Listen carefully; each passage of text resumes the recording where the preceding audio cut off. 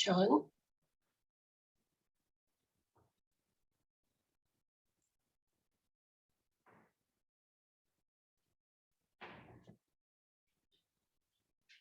It looks like he's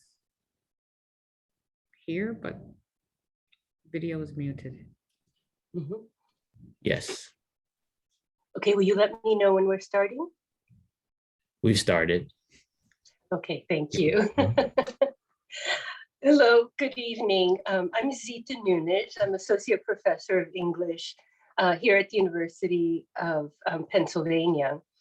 And I want to welcome you to this final program in our Spring New Directions and Afro-Latinx Studies series, which highlights the most vibrant and current scholarship in Latinx studies. It's my great pleasure to introduce this evening's speaker, AMALIA DACHE, who will present a talk titled Cartographies of Afro-Latinidad, Limits and Possibilities. AMALIA DACHE is an Afro-Cuban American scholar and associate professor of higher education here at the University of Pennsylvania. Her experiences as a 1980s Mariel boat lift refugee and student navigating US inner city schools, a community college, a state college, and a private research intensive university all contribute to her lines of inquiry. Dr. Dache's major research areas are post-colonial geographic contexts of higher education, Afro-Latina, Latino, Latinx studies, community and student resistance, and the college access experience of African diasporic students and communities. She is the lead editor of Rise Up, Activism as Education, published in 2019 by Michigan State University Press. Her most recent article, Bus Riding from Barrio to College, a qualitative geographic information systems analysis, appeared in the Journal of Higher Education in 2021.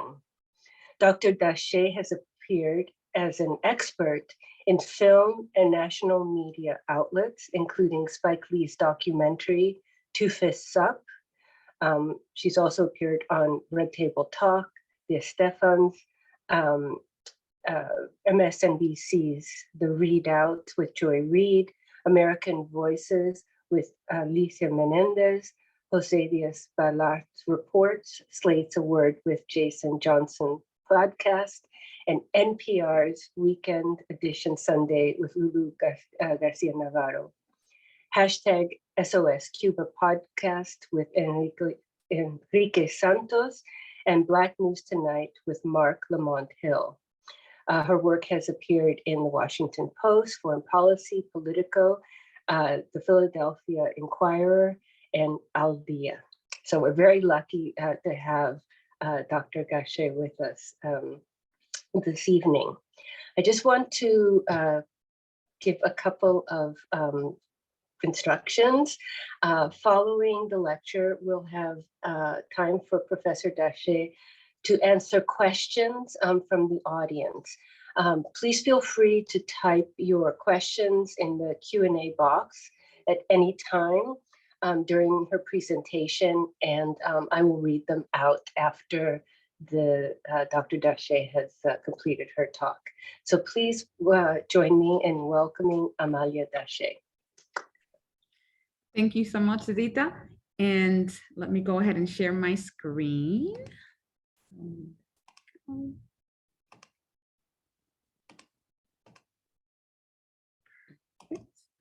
right.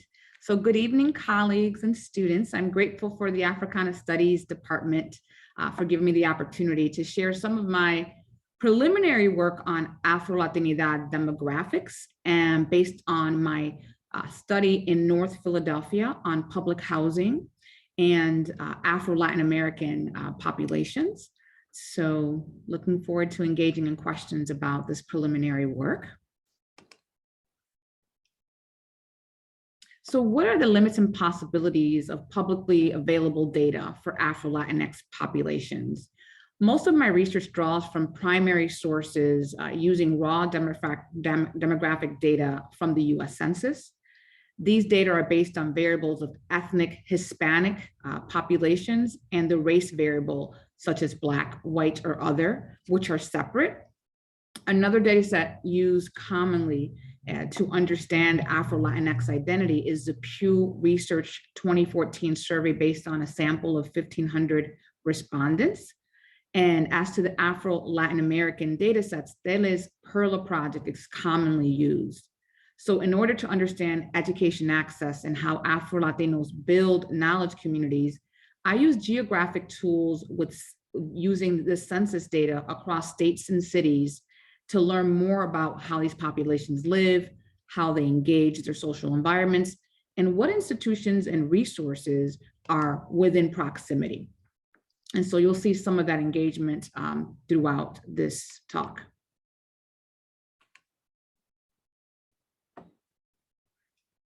So historically, as to the roots of this racial construct, how has being Negro been defined within the Western Hemisphere?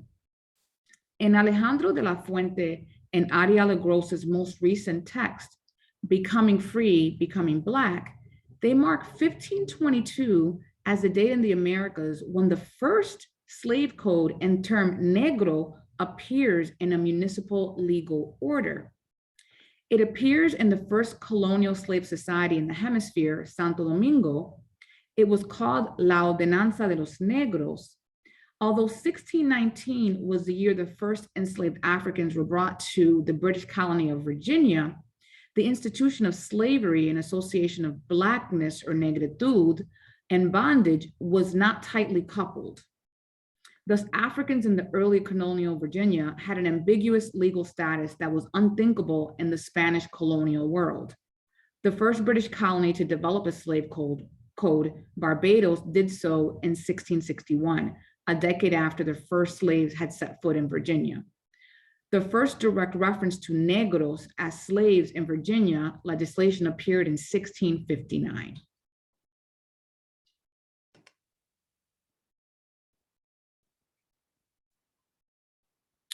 Well over 90% of enslaved Africans were imported into the Caribbean and South America.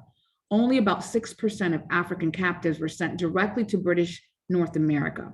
This is the quantitative importance of why the diaspora resides predominantly in the south of the hemisphere. So when sharing these percentages with students, they are typically quite surprised at the amount of African people living outside the US. And it reminds me of the Mercator map projection in 1569 that had made Africa and South America smaller in scale than Europe. In the US, students and the general population have this skewed view that most African descended people live in the US and very small percentages reside outside of the US, when the truth is vice versa.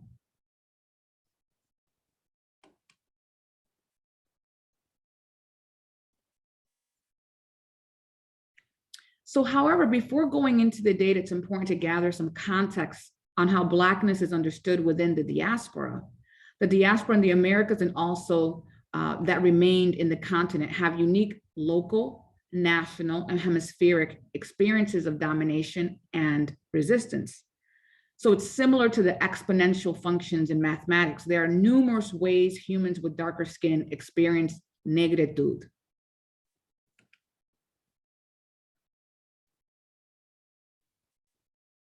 So as you can see here, Torres Salience says, Blackness is divisible by as many contexts in which it might occur.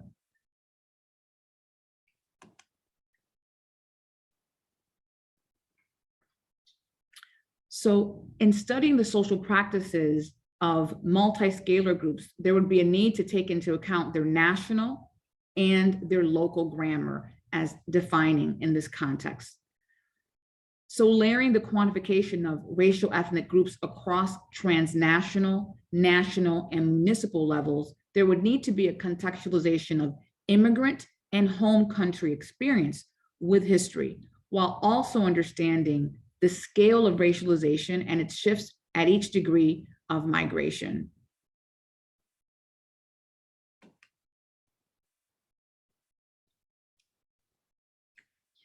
So we know that Blackness is divisible based on geographic context, and we know its definition as it related to the related to enslavement is situated originally within the Spanish-speaking Caribbean.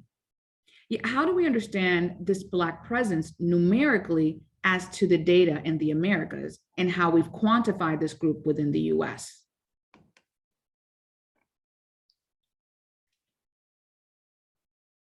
So as I mentioned before, the Perla survey discusses data that was collected in Afro-Latin America.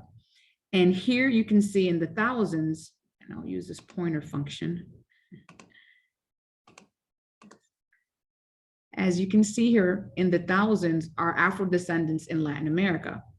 And some of the limitations to this data are, one, the history of racial democracy or whitening and how Afro-descendants, in the case of Cuba, for example, because the government whitens the population, they tend to use the mulatto category and or mestizo category as white instead of Black. So this number here that says 33.8 million Cubans are Afro-descendants.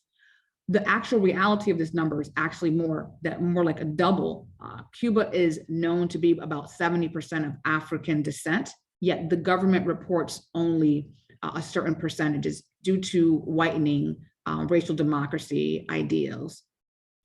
In Brazil, there's about 97 million Afro-descended people, and these statistics are more related to the actual population. It's more transparent, but it also recognizes a different type of governments that Brazil and Cuba have. Cuba is totalitarian and has a closed society, whereas Brazil is a democratic society. Another part of the Brazilian context that is a limit is in the US census. So for example, although we know here that Brazil has one of the largest Afro-descended peoples in the Americas, in South America, when Brazilians travel to the United States and migrate here, their data, they do not count in the Hispanic category. Most of their data is counted within a foreign-born and immigration variables and statistics, and not within the Hispanic category, because Brazilians were colonized by the Portuguese and not the Spanish. So there is some limitations in understanding the Afro-Latinx variable, which I will talk about in the next slide, in particular to the Brazilian population.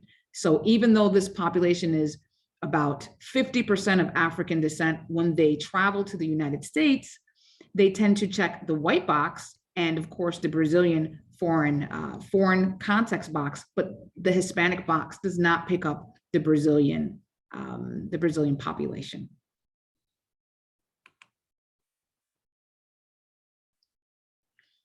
So in this slide, I'm focusing on Afro-Latinos in the United States. So a quarter of US Hispanics identify as Afro-Latino.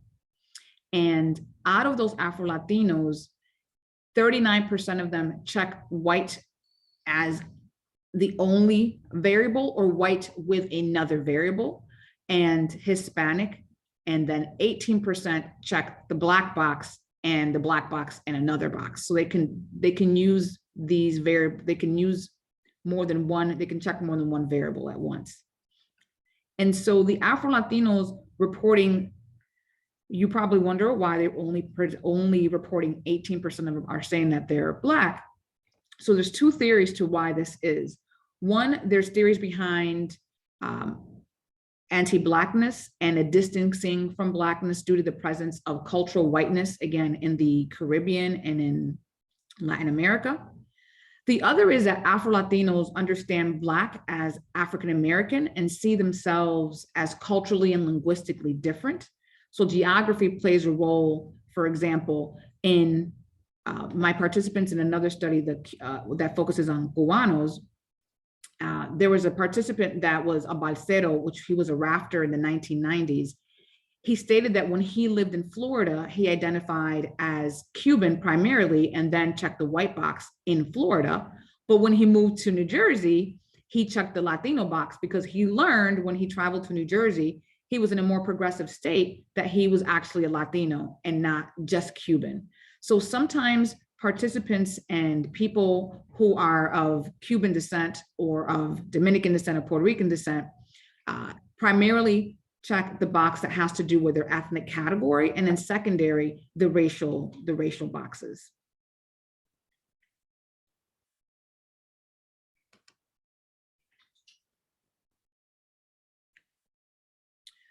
So here we have the 2018 census numbers when focusing in particular to the US and Philadelphia and the PA population. So we have about 1.6 million Afro-Latinos or Hispanics that also check the black box. And then in Pennsylvania, 67,000. And in Philadelphia, we have about 20,000.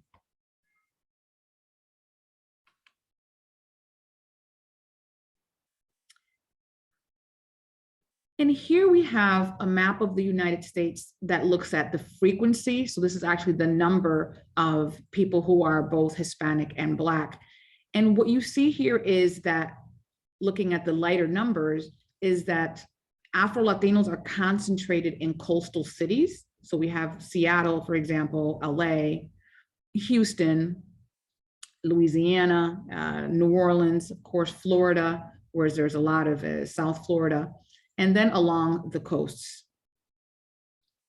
And so if you were to look at just the Latino variable without the Black population, you would see more of a concentration in the Southwest. And then if you were to look at this in looking just at the Black population, you would see more concentration in the Northeast, so overlaps in the Northeast, but also in the South as well. So there are some differences in where Afro-Latinos are concentrated.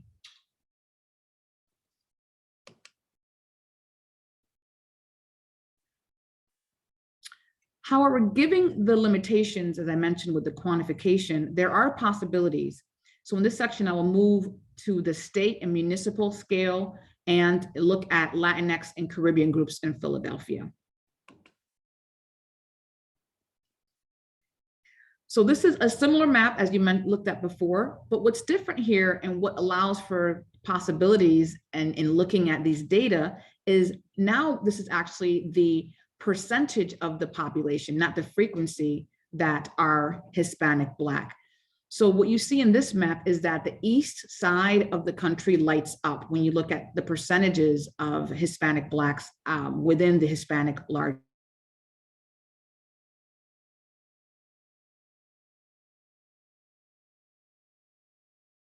And to understand that the migration patterns of Afro-Latino people are following this Northeast pattern. And it also contextualizes why my study in Philadelphia is also contributes to the Afro-Latinx body of scholarship. It follows the pattern as far as the cities that have the highest concentrations of Afro-Latinx people.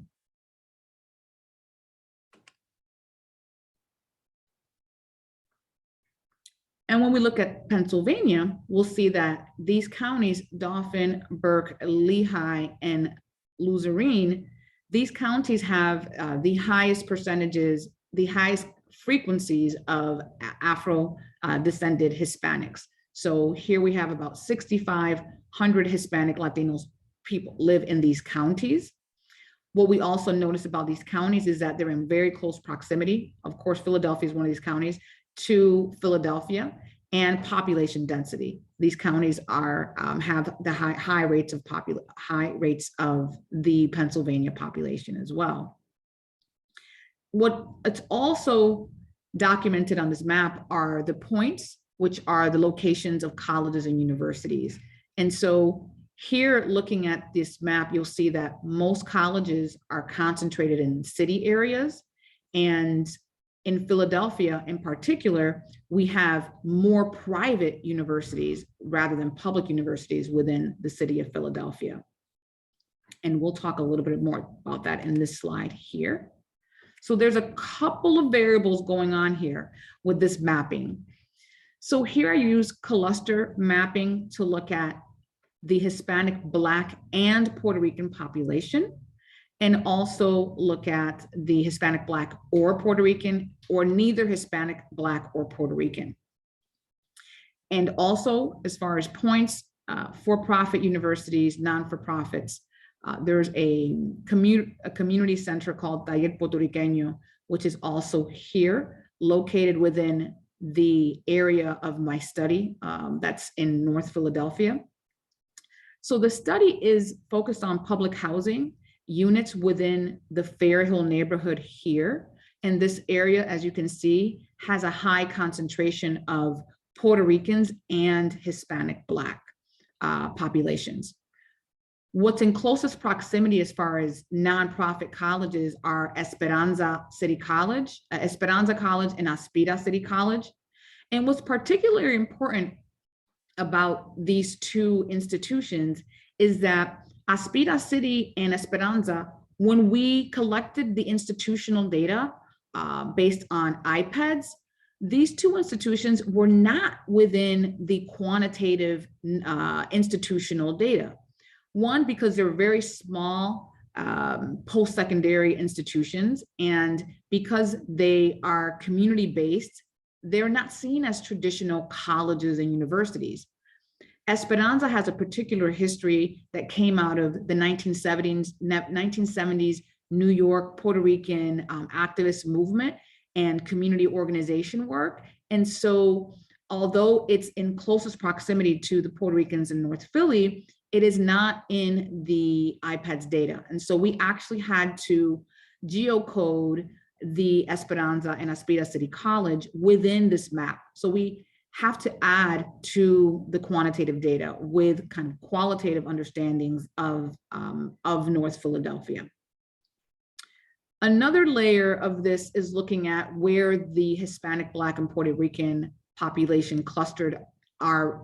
It's mostly in North Philly and Northeast Philly, and less pockets within the South and within West Philly.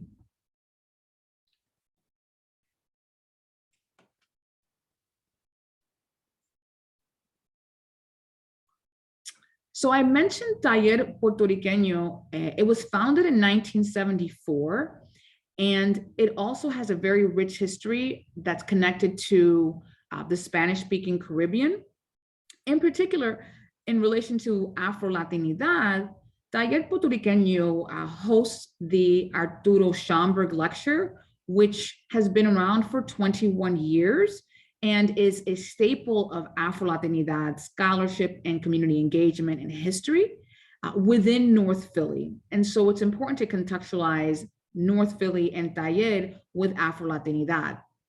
What I also learned, as you can see with this image, is that Puerto Ricans in North Philly, when you look at the archival data that has been collected that are at Temple Urban Archives, if you look at the images, you will see that phenotypically Afro-Latin, Afro-Puerto Rican, or Afro-Boricua people were a part of much of the activism and organizing within the Puerto Rican community. What I found interesting was that in understanding the Puerto Rican community and Afro-Latinidad, and again, Afro-Latinidad is a newer kind of theory and analysis of race within Latinidad. And so Puerto Rican archives don't necessarily mention that these Puerto Ricans are of African descent, or look of African descent. And so you actually have to go into the archives and qualify the presence of Afro-Boricuas within North Philly. And so again, Taller Puertorriqueño becomes a very important geographic point in North Philly and a place of learning and community when we're thinking about education.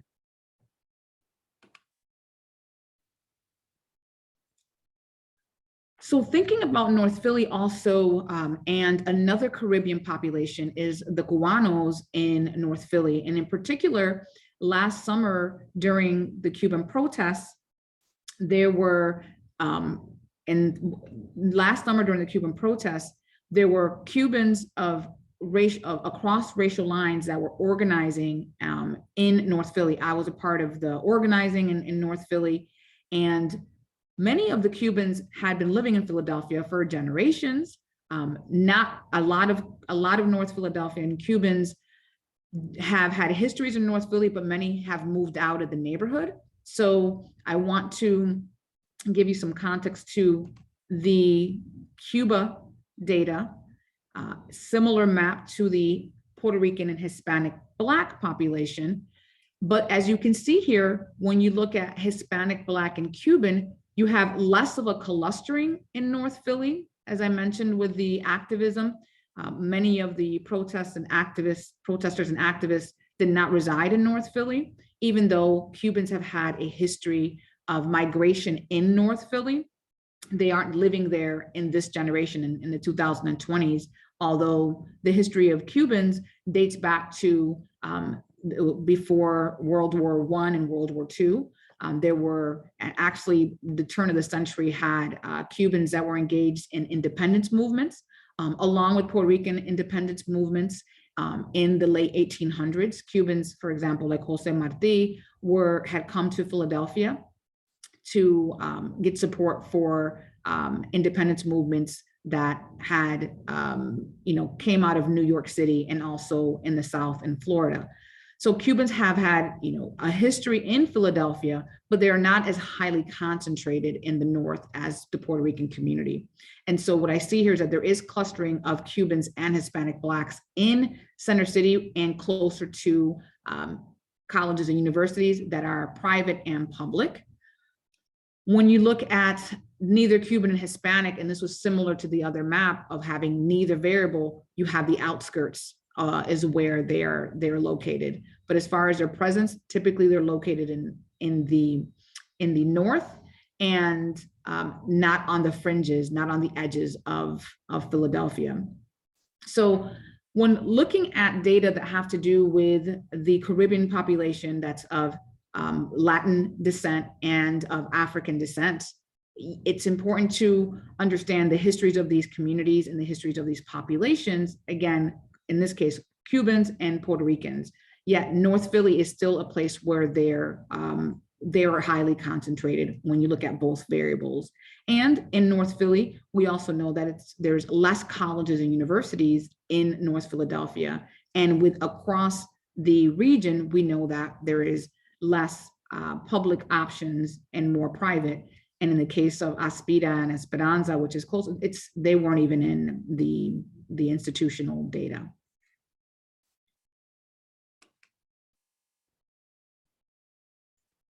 So in conclusion, we have to think about the history of race making across Afro-Latin America and how that's central to the identities of Afro-Latinx people in the United States. Also, geography is a major factor of where Afro-Latinx people live and identify and how they identify. Again, thinking about how many Cubans and Latinx people identify with their home country and national country. So the role of nationalism and how they identify. And also thinking about how when they migrate here, they move into areas where there's resources. So the proximities to local colleges, the proximities to community organizations like Taller Puertorriqueño, and also employment. When Puerto Ricans began migrating to North Philly, they migrated for jobs and to be a part of labor that had to do with agriculture. And so it's important to understand that also shapes where Afro-Latinx people live and organize and work as well. So thank you, and I'm looking forward to your questions. Thank you. Thank you very much for your talk. Before I open it up to questions, I actually have a question for you. When on your maps, you highlight the locations of universities, colleges, the public, the not-for-profit. And I wonder if you could talk to us a little bit more about why you highlighted institutions of higher learning and what your research sort of tells us about the relationship between the two. Are there paths or areas of inquiry that you're interested in that pertain to that conjunction?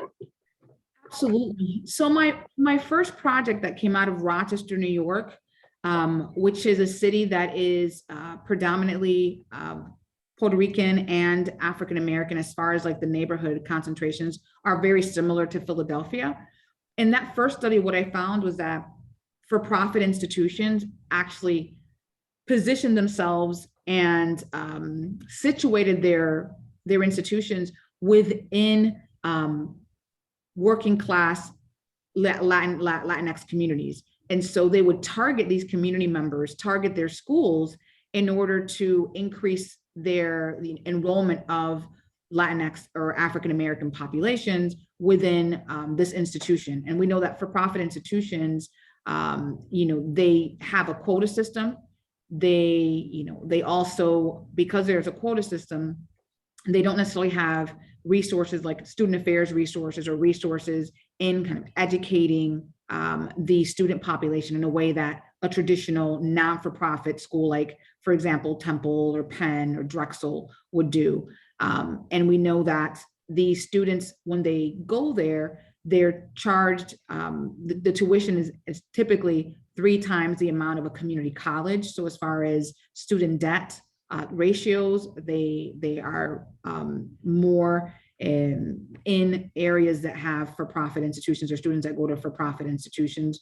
We also know that students that go to for-profit institutions that are located in these communities have less access to gainful employment. So when Obama was in office and created the gainful employment policies, these were actually looking at the role of for-profits and their targeting and their predatory nature when it came to Latinx people and African Americans. During the Trump administration, that rule, he tried to soften that rule. And so, we have to keep an eye on these kind of for-profit gainful employment policies because they affect Latinx people and Latinx communities. We also have to know that these for-profit institutions go into the high schools. So one of my first research projects that I worked with my advisor on was how they were affecting Latina students in high schools. So they would be in their schools recruiting them. And then in the end, the students would not graduate with a degree and have an exorbitant amount of student debt, student loans to pay off. And typically they would go there for issues of proximity, right? These institutions were in walking distance or they were in a very short drive. And so that is one of the reasons I look at proximity. One, to kind of keep a pulse on for proprietary institutions, but two, what I also found in my previous research is that there's these things called college deserts and college oases at the county level. What I found was that in neighborhoods like in North Philly, within proximity, are typically for-profit institutions and less four-year options that are public. And so in my Rochester study, I found this concept called the college oases, where you had predominantly white communities that had faster access to colleges and universities that were public and they were in closer proximity. And so educational attainment, when you think about the needs of communities that have no four-year degree and where four-year degree institutions are located, there's a mismatch. So the communities that have more needs actually are not within proximity to these colleges and universities, yet communities who have four-year degrees are within proximity to these institutions, and they tend to be predominantly white and middle income. Mm-hmm. So do you have, like policy goals in relation to this research? Well, I mean, I think that this research, it comes out of the college access literature. So thinking about college accessibility, college affordability, looking at transportation, that was another layer on the proximity research, which is how public transit functions within this area. So looking at transportation policy, for example, making transportation free for community members that live in particular zip codes to colleges and universities. That's something that's coming out of this study too, where we're creating a transportation measure from each of the public housing units to colleges and universities across the Philadelphia region. And so to actually see how long it takes to actually get to a college from the neighborhood if you were to ride the SEPTA transportation system.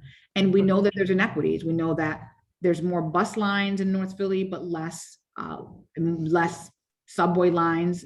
We know that in West Philly, you have more access to the trolley system. And so you don't have that access in North Philly, even though North Philly, based on what my participants shared, there used to be trolley systems in North Philly, but they removed those. And so again, I think policy would have to do a lot with transportation policy, looking at the role of community and campus programs. So figuring out a way for campuses to be more present in communities like North Philly, and also for those community members to be involved in thinking about how their history, how their cultural aspects are like taught within the university. So including community members in kind of some of our programming and even our curriculum within like the School of Education or social work or however in other areas of the college. So those would be the areas as far as policy, institutional policy, community engagement, transportation policy, access policy related to financial aid and college access. Okay, so so there was one question, and it says here, how does mestizaje obscure your numbers? The numbers I think that you gave in the opening part of your talk. Well, mestizaje is, comes out of comes out of South America and Latin America, and also, of course, is in the Caribbean. Yet in different parts of the Caribbean, it's not necessarily called mestizaje as much. For example, in Cuba, it's called mulates. And so depending on the concentrations of African people, the term mestizaje actually changes. So mestizaje is more kind of understood within South America, Mexico, and Central America. So the numbers, as far as the US numbers, how they may be skewed is what I tried to parse out with looking at or talking about how the 18% of Afro-Latinos that actually check the black box, and why that may be that they don't check the black box, even though they're Afro-Latinos. So this history of racial mixing or racial democracy may contribute to kind of ideas of anti-Blackness, which is a part of mestizaje, right? The whitening of these policies that came out of South America and Latin America. And so that's one part of thinking about mestizaje. And so, I think that it's definitely an area that influences, my work when we're looking at South America, Latin America, and of course, thinking about racial democracy and how that contributes to, to the whitening. For example, Cuba also, tends to is whitening its data. So it's going to be a difficult task to quantify, all people of African descent that come out of the Latin Americas or the Southern Hemisphere, because of cultural differences too, in how they see race. There's some groups that see being Cuban or being Dominican as already being of African descent. So not adding the Afro term, they feel like adding the Afro term is redundant, right? So that's another, kind of finding when you talk to Dominicans and Cubans that are of African descent and why they aren't checking the black box. It's because they see it as, for example, saying Afro-Haitian or Afro-Jamaican, right? So culturally, there's different ways that these groups see race or understand race. And so that's also a part of understanding the racial mixing and the ideologies that have informed their ideas of nationalism and their ethnic identities. So it's complicated, but I think that the data do show that there are more Puerto Ricans and more people, more Latinx people identifying as Black, right? So we see that more. There's more conversations, there's more education about identifying and actually counting as both Black and Hispanic. So that is increasing. I remember in 2000, this was unheard of. Like no one was talking about identifying both as Hispanic or Black. That wasn't even really an option. It was very rare. Where now you see commercials, you see a lot of media, there's a lot of attention on Afro-Latinidad, and it is influencing more people of African descent and Latin American descent to identify as such. Okay, let me see here.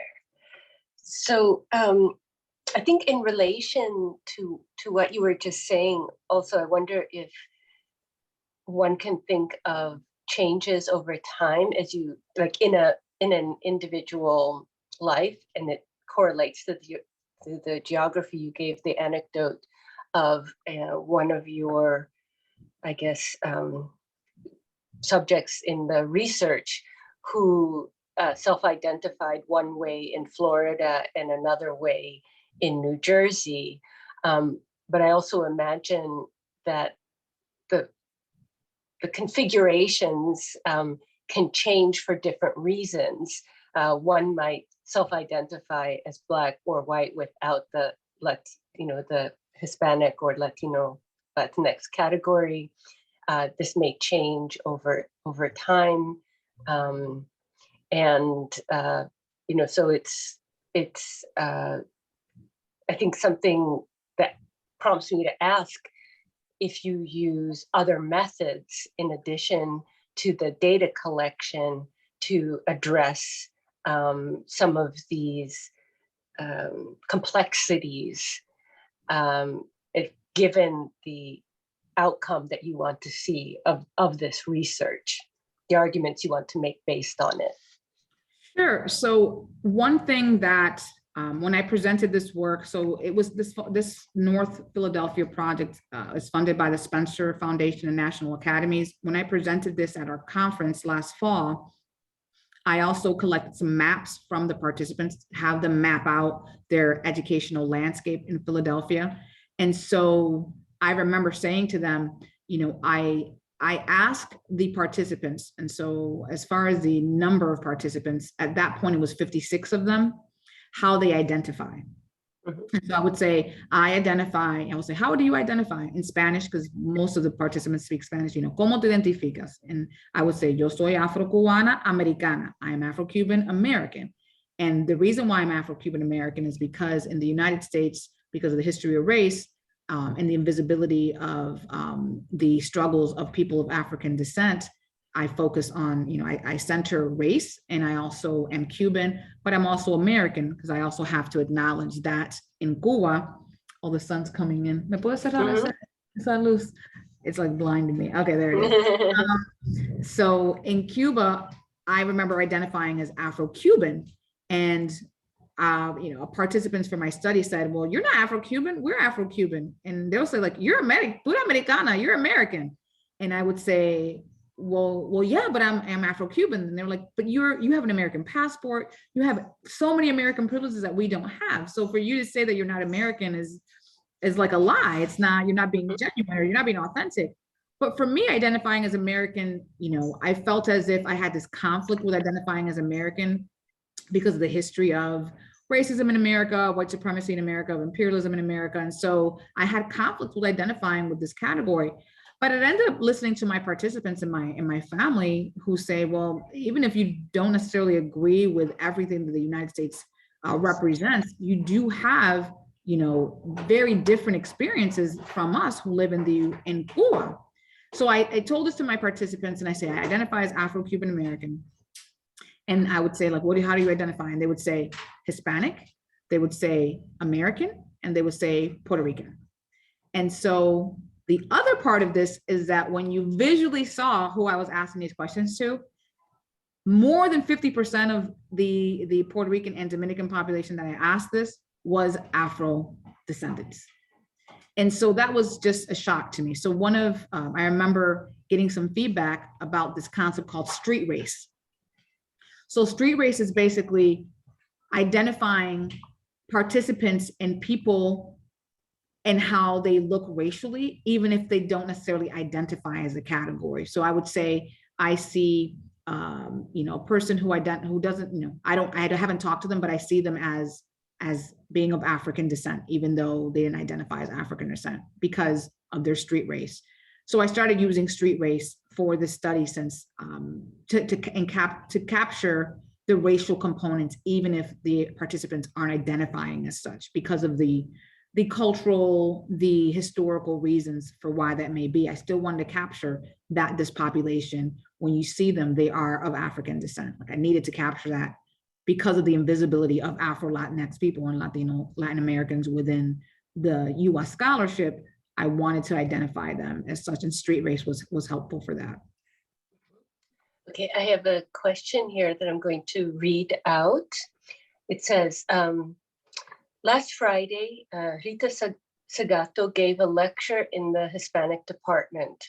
Her take on identity politics in Latin America was that it is leading to minoritization of sectors of the population that then are co-opted into the mainstream system of redistribution of resources, reproducing benefits for small elites within each minority. Are you at all concerned with the effects that identity politics may have in Latin American societies? How do you think that inequality, including in educational opportunities, will be affected by identity politics in Latin America and the Caribbean? So based on my research in Cuba, it's complicated because there's very little transparent data related to race, because supposedly in 1959, racism was eradicated when Fidel Castro and the revolutionary government took the country. And so it's very difficult to even collect data across race in Cuba. And so most of my non-US kind of Latin American work and data are coming out of Cuba. So Cuba is a very different context than Brazil. Again, they have more transparent data as far as government transparency than in Cuba. And again, in Cuba, it's illegal to actually talk about racism. You would get put in jail, things like that. So the way the minoritization would work in Cuba would be, again, very complicated because government controlled forms of data collection and representation of the data would skew the reality of Afro-Cuban experiences. But for example, if you think about the protests coming out of Cuba last summer, which I showed you a little bit, I showed you a picture of that. There is kind of multiracial forms of activism coming out of Cuba, coming out of the Patria Vida movement, as far as trying to bring democracy to the country and trying to push for ending a 63-year-old dictatorship. And so as far as minoritization of resources in the Cuban context, that would be really specific to the political context, right? So identity politics in Cuba would be more focused on basically challenging the political system, changing the political system, and then talking about issues having to do with race, because they haven't engaged in racial analyses and even racial philosophical thinking in 63 years. So I'm going to see, give chance, does anybody want to post another question? You can post to the chat or to Q&A. Over here. Okay. I had another question that I would like to ask you. So when you were talking about the communities in North Philadelphia on which you are focusing in this research, you said that they're more, the community is largely made up of Puerto Ricans now, and that Cubans have moved away, even though in the early part of the 20th century through the mid 20th century, there were large communities of Cubans. Where are the Cuban communities now? Are they still captured in your research, even though geographically they're not in the area of the city that you are addressing? Sure. So in my North Philly project, because I have two projects, I have the North Philly project and I have actual Cuban refugee migrant project, which collected collected interviews of Cubans who were a part of the sea migrants, so Balseros who were in the 1990s and Marielitos who were in the 1980s, collecting data, collecting interviews based off of their educational experiences.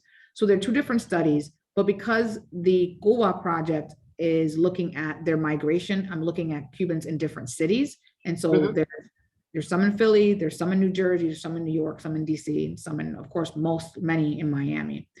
So the two projects have some overlaps when it comes to things like identifying themselves as Afro-Cubans, for example.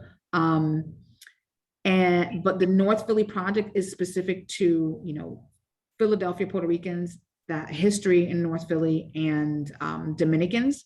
So I have found that Dominicans, they're small percentage within my study, but they are present in North Philadelphia. And of course they have different migrant policies affect, Dominicans and Puerto Ricans, because Dominicans are US citizens, whereas Dominicans have to migrate and also have, face possible undocumented status, being an undocumented persons in Philadelphia.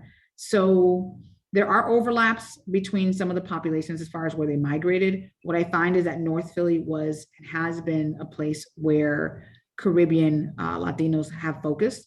For example, the Mexican population is concentrated in South Philly. So although you have these two Latinx populations of Philadelphia living within Philadelphia, they have very different migration patterns, right? You have Mexican communities more concentrated in South Philly and in private businesses having to do with taquerias and flower shops. And so many of them are engaged in kind of entrepreneurship in South Philly. Whereas in North Philly, you had moments of where Puerto Ricans had businesses like bodegas.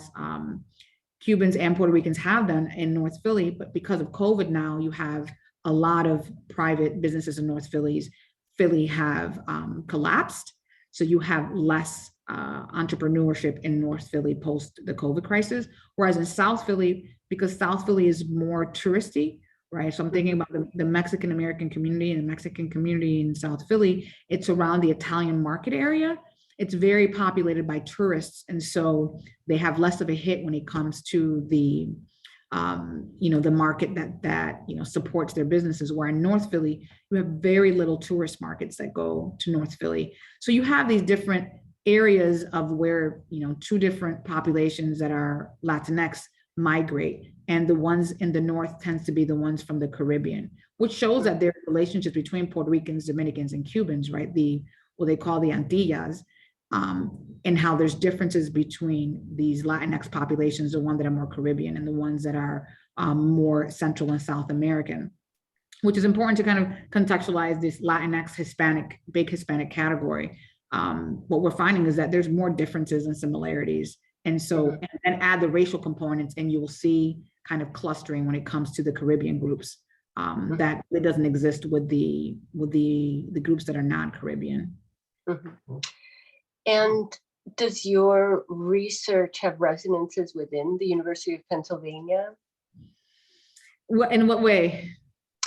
Well, as I told you as we were chatting before, I'm new to the university, and my experience in the past is that universities, private universities especially, but not only, also large state institutions often don't draw students from the surrounding communities. And I wonder if the research that you're undertaking in the neighborhoods that surround the University of Pennsylvania, but Temple, you mentioned others as well, if there are findings that are illuminating or helpful, surprising, Yes, well, as far as the 56 participants that I interviewed in North Philly, when we asked them questions about their access to higher education, if they're, if they entered higher education, if they're enrolled in colleges and universities in Philadelphia, only 2 out of the 56 enrolled in a college and earned a degree. Both were 4-year degrees. And what was interesting about the 2, right? Remember I mentioned there was predominantly Puerto Rican, some Dominican. The two that did get 4-year degrees, one was an African-American woman who lived in this public housing unit that was, that had a very large Latinx population. And the other was a Puerto Rican woman who was Afro-Latina and spoke English as her primary language. So there was this language component that if you were English dominant, you would more likely, most likely earn a 4-year degree. Or if you were non-Puerto Rican, you would, but again, there was a language component there as far as English being a dominant language. But most of the participants did not enter college. And that is a huge finding.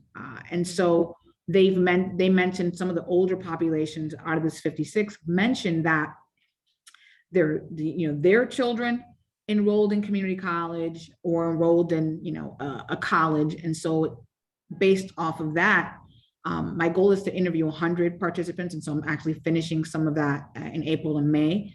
But the generations after, the older generations of Philadelphians are, at least based on what they're saying, is that they have talked to their children about going to college and enrolling in colleges nearby. But most of the populations that I asked were, they were not present. They're not present at the University of Pennsylvania or at Temple, which Temple is very close, not even in the community college. And if they were at Temple, they were at Temple for a program that was to get a GED, not necessarily to enroll in a higher education institution. So those were some major findings as far as educational access for higher education access for the North Philadelphian, predominantly Puerto Rican residents. So as a final question, I'd like to ask you, you said in the beginning that this project is in its early stages. So what do you envision for the future of this work?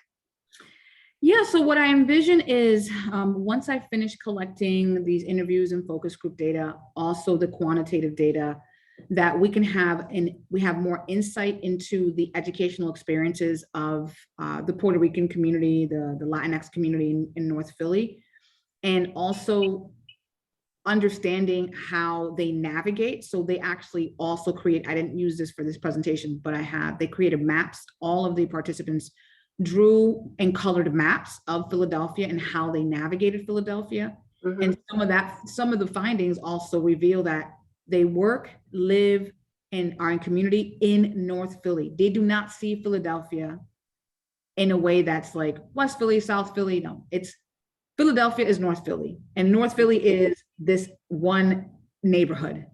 So there's beauty in that, right? And there's also, some complexity in that too. But we know that there's policies as to why this community is almost isolated in thinking about access to education. It's a very isolated community because transportation policies have isolated them.